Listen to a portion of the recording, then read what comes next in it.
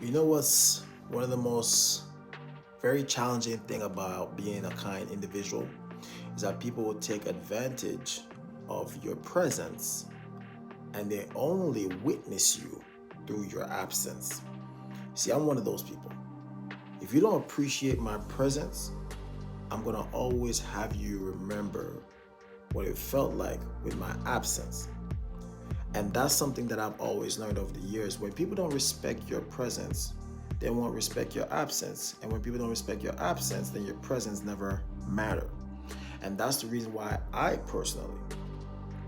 learned how to separate myself. Where I don't stay where I'm tolerated. I only linger where I'm celebrated. If I don't feel celebrated in the environment that I'm in, I'm moving away. I separate myself. And that's something you guys should learn how to do. Stop sticking around where people tolerate you and find people that celebrate you, uplift you, and want to empower you. Go around people that want to inspire you, educate you, and motivate you. And if you don't feel you're getting the same thing back from that person, walk away. Because that's called toleration. There's no celebration there. Keep winning.